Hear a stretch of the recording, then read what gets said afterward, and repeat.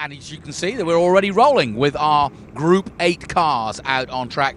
Now, these cars are effectively Grand Prix cars of effectively before Grand Prix racing or GP racing actually began. So they were called Grand Prix cars, and absolutely gorgeous. Mostly 36, 35, ERAs, Bugattis. It's 12 cars, all the way, from 1928 to 1950. And we mentioned her earlier. She's going to have a book signing shortly after she gets done, hopefully doing well in this race. Lynn St. James. She's in the middle of it. In fact, she's in the biggest car of all, right there. There she is, in the number 38. She's a brave lady, I'll tell her that. I heard that interview where she said how much momentum she needed, how much arm muscle she needed just to get around.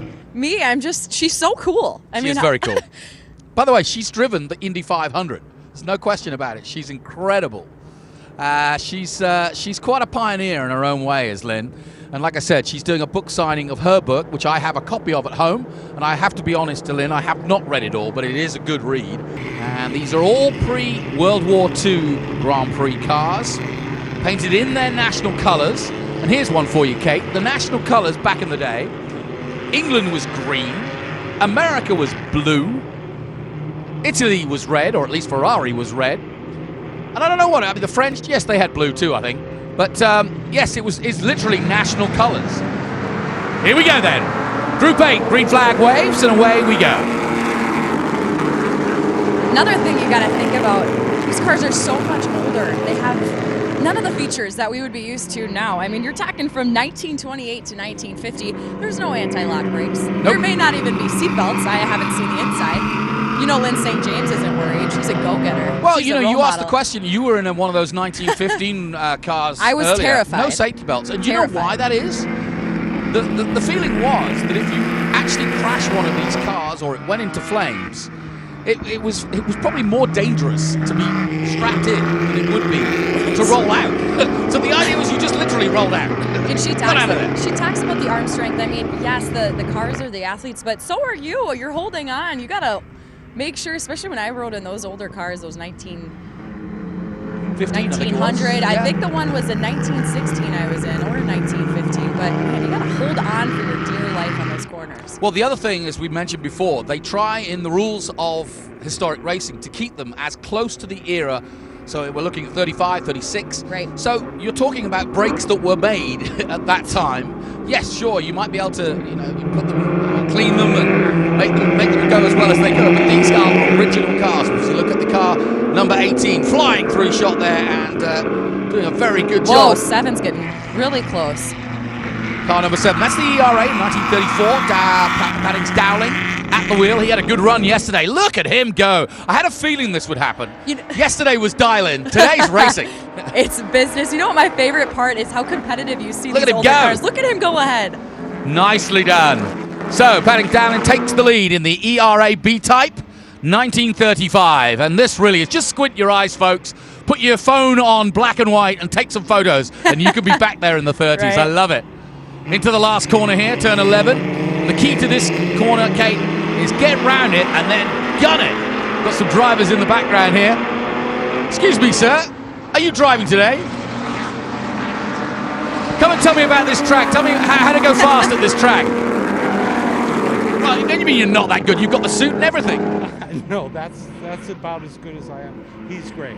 What would you reckon to driving one of these cars? No safety belts, original gears, original brakes and so on. How hard is it? It's real hard. That's where I came from. Yeah? Yeah. What are you driving today? Lotus 11. Oh, right. So that's a proper car too. I think so.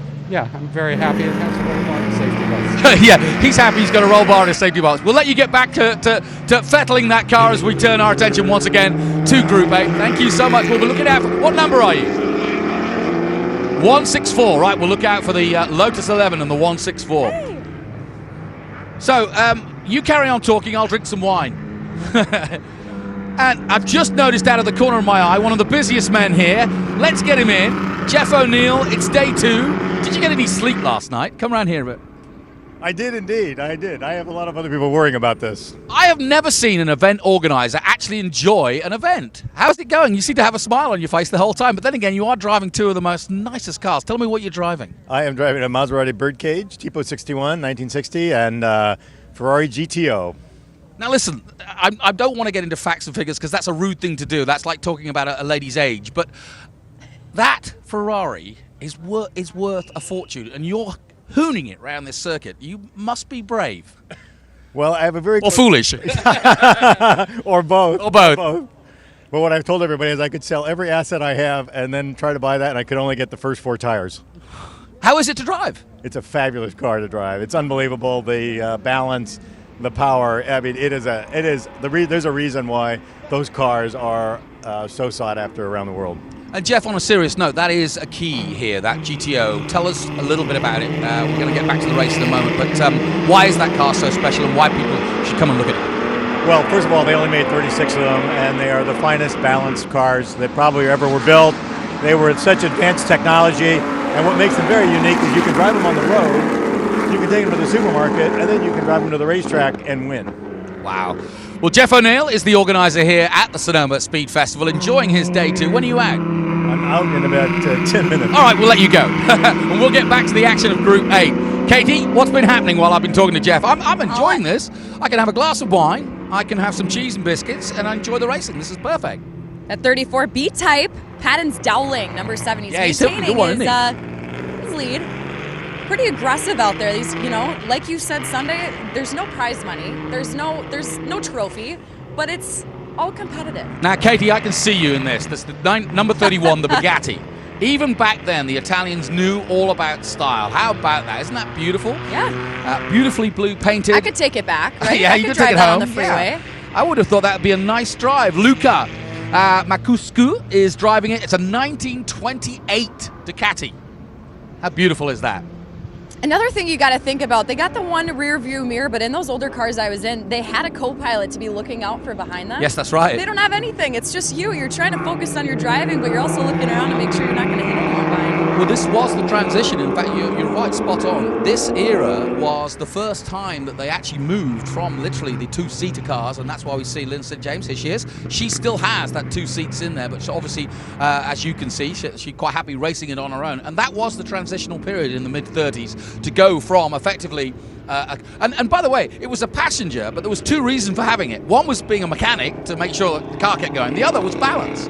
Because you want the weight to balance the car. When you're going around a car, you want to keep it planted. You want to keep it on the ground. So actually, the co-pilot, and I saw you doing it with Bob when you were in that you kind of lean in and kind of it's like a sidecar on a motorcycle. So there is a reason for that second bite. But of course, things moved on, and here we are. Hey, look at Lynn St. James. Isn't she cool?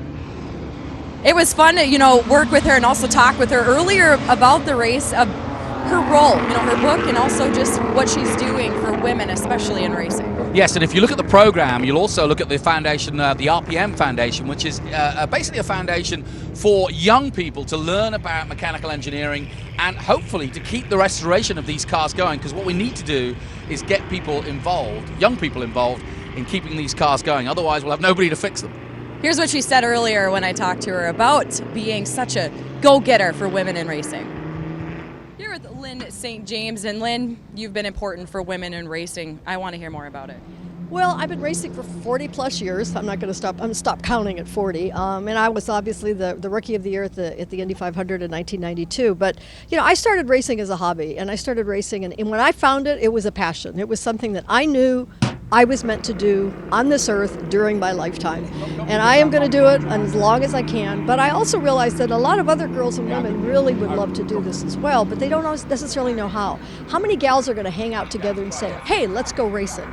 The guys do that, and it's sort of an invitation to just get it done. So I'm just trying to help more women and young girls realize they can do this. If they've got to, have a passion, they got to show up, they got to work hard, and they got to help others, and they can do it too. Yeah, I am a woman myself, and I would never, think of getting behind a wheel of something like this. Having someone like you is sort of a role model for me and many other women. You talked about, how important that is.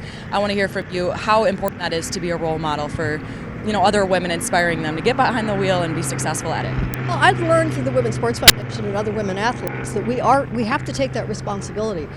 when I do something, I realize that it's representing all women and not just me, and that's a responsibility. And if you accept that responsibility and embrace that responsibility, it's actually a good thing. So some women don't do that. You know, they think they really resent that or they reject that. But I've embraced it and understood it. And it is, you know, sometimes it's a weight on the shoulders, but if it makes a difference in other people's lives, then it's all good. Lynn, you're awesome. Good luck out there at number 38. Thanks. She's great. I mean, everything, She's awesome. Even for me as a woman, it's so inspiring to see someone like that just kind of setting the tone for other women in racing. She's a And great to be honest, example. women have struggled in racing just to get the notoriety. It's always been a man's game, and there's no reason for it. And in fact, today, and Lynn's been a real pioneer for this, more and more women, Danica Patrick has done her part too, but now over the years, women and more are getting involved in motor racing. And it's great because it is one of those few sports. It's not like tennis, where it's all about muscle, all about strength. You heard Lynn talking earlier about how she's muscling the cars around. But the fitness levels now at a modern motor racing is such that both men and women can do it, and it's great. More to the power to them, and she's showing the boys here as we watch our Group 8 category, our second run of the day. We've got 10 in all, and these are pre-war Grand Prix cars. This is when men were men and women were mavericks if they were in these cars. And I'll tell you what, this was some brave guys. Brave guys now just driving them. Can you imagine driving these on, certainly the asphalt would have been nowhere near as smooth back then. You know, something else, I go back to when I was riding in those older cars the other day. These tires are huge, right? So you have no windshield in front of you. You might be getting stuff thrown in your face on the track behind. I was getting plastic off the face. There's no coverage. I mean, and these tires are huge. Anything could kick you back in the face when you're riding behind someone in front of you. One of the major problems back in this day was if a car in front of you got an oil leak, and maybe you did have goggles, but then what? Are you going to take your hands off the wheel to clean your goggles? So what you'd find is these guys would throw the goggles away once they got covered in oil and keep going. And you'd see these guys with these like panda faces at the end of the races because they had oil all over their face and flies in their teeth. But that was just a good day out, at the track. Right. So then, Padding Dowling in the number 7 ERA, leading the way and having a little bit of fun, I'm sure. You watch him lean into this left-hander. He's not holding back, is he? Up the hill he goes, and chasing him in the number 18 by the looks of things. And we've got Shirley Erickson in the Alpha P3. We've got a couple of ladies in the race as well as Lynn St. James. And maybe Charles McCabe, too, there. In the number 9, the 36 R6B. And we're going to just seen the one of the Trans Ams just rolling by, making a big sound, lovely sound. How much do you love this? You're up there on the hill. I know, this is great. Now you I can can be finally down see the here event. in the action. This is what I've been. Here comes John's Moat. Look at this, John Moat in the Allard. Look at him go. Full tilt. Now he's going to go for the right-hand move here. Watch this. He's going to try to see if he can get up the inside, but he's not close enough, sadly.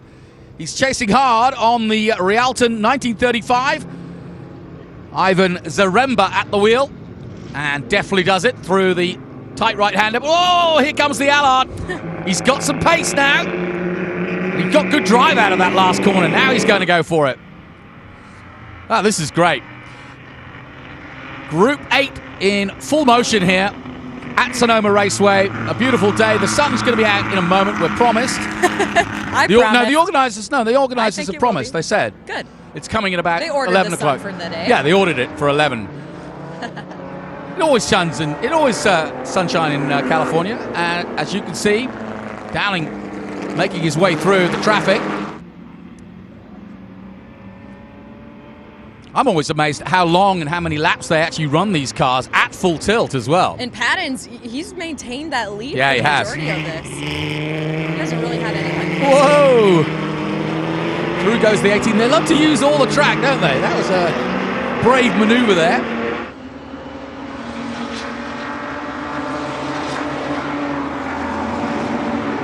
So, Padding Dowling doing a really good job in the ERA. Here comes the number 18. I think that's Chris McAllister in another ERA.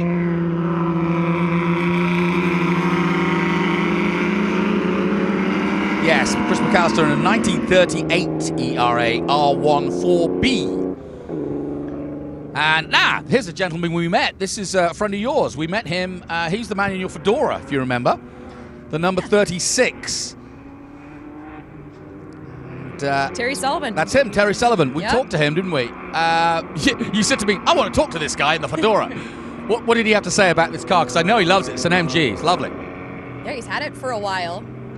It's the same thing as Lynn said, too. These cars aren't going to... I talked to him about kind of the difficulty of driving, you know, in these competitive races. They're older cars. They don't have power steering. They don't have anti-lock brakes. And he's only a little fella, isn't he? You really got to grip that steering wheel, especially with how big these tires are as well on those corners. It's more difficult than some would think, and I haven't ridden in one, but can't imagine. Yeah, this is particularly as a PB special MG. And as you mentioned, Terry Sullivan, big grin on his face talking to you yesterday about just being out there. I mean, that's the whole point. It's all about trying to, and I think he was one of the guys that said, all I want to do is beat my lap time and bring it home clean. And you know what? Back to just this weekend in general, all of these guys, girls, everyone's so excited to be here and celebrate and competitively race and have a good time at the Sonoma Speed Festival. There's nothing like it. There's nothing that they've ever been able to come to show these cars and to race them competitively. Also enjoying some wine and cheese like we are. Well, you know what, Katie, we've been talking about Terry Sullivan. Why don't we hear from Terry himself? We spoke to him, or you spoke to him earlier in the weekend. So we have a 1936 PB special. I'm here with Terry, and he just told me that he was born 10 years after this car was made. What fascinates you to drive a car 10 years older than yourself? Well, my interest is in the older cars. They just seem to be so much more historically appropriate for doing this. Like I say, the cars are the stars, and somebody has to drive them. I'm always consider myself lucky to be in this hobby for 35 years now. So I've been putting a helmet on, enjoying these cars for 35 years. We just talked, this is a historic event. It's really fun. You know, what makes it fun for you and for others to be able to share this passion and show their cars? Well, the organization is fairly new to this, so a lot of us are wondering how much more fun can we have with a new group, and we are all having a lot of fun. This is a well-run weekend. I understand you're here for all 4 days of the event, so welcome from Minneapolis. But the history of these cars is important. A couple of these PBs were actually raced at Le Mans back in 35 and 36. And stop to think now, to finish in a car like this, a 24-hour endurance race back in 1935 and 36, remarkable bit of history. And of course, a lot of the cars that are here today have a remarkable history too. But my enthusiasm for the older cars is very much historical. You just stop and think. There were guys racing these cars just like we are here almost 80 years ago. And one of the best parts about these cars is they're all the original parts that you have to, I mean, that's how you can go about racing this weekend. What makes this one so special, and how fun is it to drive out there? Well, it's a lot of fun out there. We're out there understanding that there is no trophy. There's no first or second place or third place. It's just the fun of being out there, dicing it up with each other, respecting each other all day long. And that's the fun of it. We make some great friendships out there competing, which people have a hard time understanding. A lot of friends will ask me, why are you doing this again repeatedly every year? And I said, the answer is the thrill of being out there with friends that you know and trust and having a really nice time dicing it up. And now, as far as Sonoma Raceway, I'm not sure if you've had a chance to get out here before, but what are you looking forward to on the track this weekend? Sonoma Raceway is actually world famous, as you probably are well aware. People come from all over the world for some of these events. And I've been driving Sears Point here, like I said, for 35 years. And it's tedious because I keep changing cars. I'll be back with a faster car next year, a slower car the year after. So it keeps me on my toes enjoying the older cars. But the camaraderie, the important part, I think, from my perspective, is the camaraderie that we develop as a shared hobby. The camaraderie is wonderful. Sears Point is unbeatable. I think Laguna and Sears, numbers 1 and 2, depending on who you ask. But I'm lucky enough to live within an hour's drive of both of these world-famous tracks. Very lucky guy.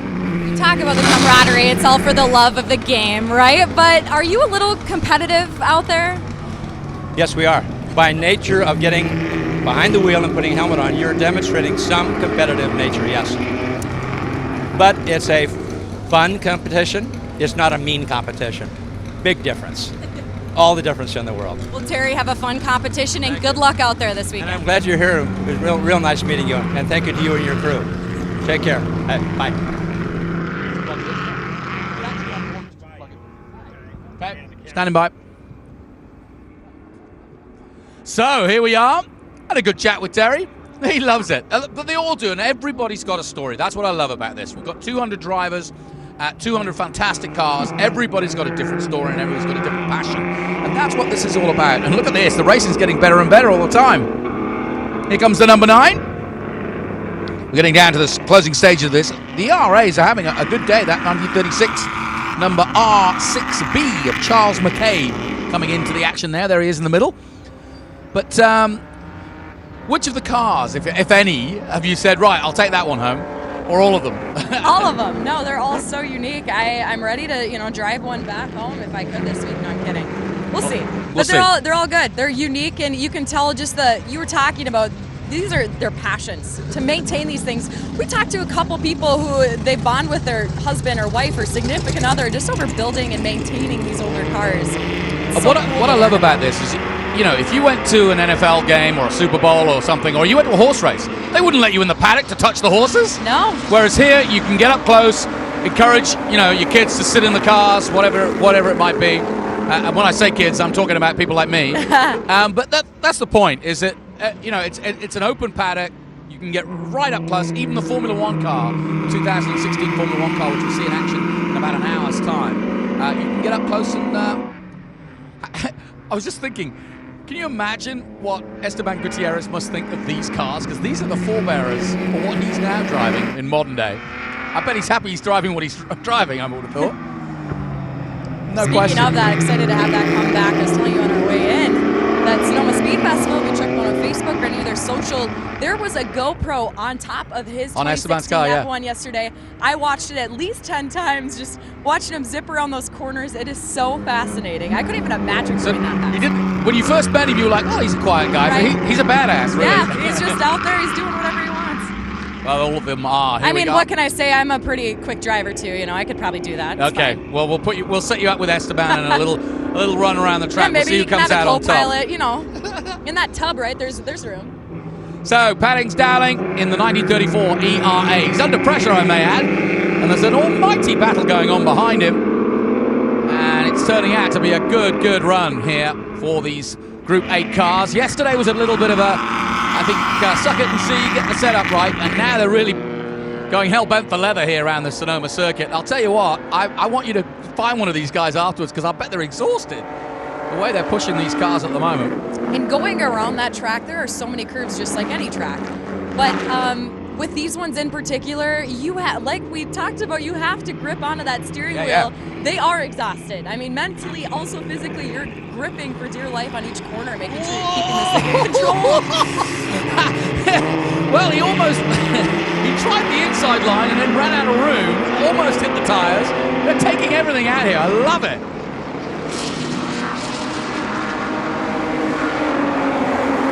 One of my other favorite parts is, and we were talking about this, is the fact that this sport is any age you can do it. I mean, every other, Tom Brady retiring soon, maybe. We'll see about that. But you have to retire at some point. You don't think Tony Romo's going to go back out there, but you can have any race car from any age. If you maintain it, you can race it here at Sonoma Speed Festival, and they're able to do that here. It's so fun to see how competitive they are, too, no matter what age. I got inspired. I said to a guy, how long have you been doing historics? He said, I started when I was 65. I was like, oh, I could do that. How about that 89-year-old driver? Yeah, we have an 89-year-old driver. He's driving and he's 86 He's car. older than the car, that's right. He's older than the car by 6 years. Just got a quick glimpse of a 1935 Ford Sprint car going through shot. That was the number 11 car. And as we finish our look at Group 8, this has been a cracking race between these three, all through the race. Katie Emma and Jonathan Green down in the paddock at the moment, enjoying all the atmosphere here. And just waiting for the next group to go out. I can hear the rumble of the cars. We've got some beautiful cars, including that Ferrari. Jeff O'Neill was mentioning that GTO Ferrari going out in the next one. You can hear that rumble starting to gather some pace behind us. And it's a great atmosphere here. The crowd now starting to form. Everybody's got their phones out, taking photos and out on track. So it's a cacophony everywhere you go. We've got cars on track. We've got cars around behind us. And one of the Trans Am cars just passing by. I'm sure you can hear all these lovely noises behind me. And this race continues in Group 8. Here we go, down to the last corner again. Last lap. This is the last lap. And it looks as though it's going to be a win for Padding Dowling in that number 7 B-type. And he's led all the way in the ERA. He's got some traffic in ahead of him, but there's the checkered flag. And that concludes our coverage of Group 8. Well done to Padding Dowling in the ERA, the 1934 ERA. And about as fast as it probably was back in the day. Amazing to see a car that old racing that hard. 1934. Talk about setting the tone too. I know we have bridges that are less old than that. We're still early in the day, but if these older cars are going that competitive, I mean, we're gonna have a good one. I'm just gonna sip on my wine, enjoy the rest of this day. I'm gonna raise a glass to Padding Dowling here. Well done, sir. There he is, a little wave from him. Anything I can get. So a quick look at the highlights from our Group 8 action. Padding Dowling leading the way early on. And the ERAs definitely getting the lion's share of the coverage at the front. Then St. James having a good run in that Talbot. And some really good dicing. And never easy in these old cars to dice at such close proximity to each other. And they did it adeptly. There's a few rather close moments as well, I may add. But in the end, it was the ERA, the 1934 ERA, that took them across the line and took the race.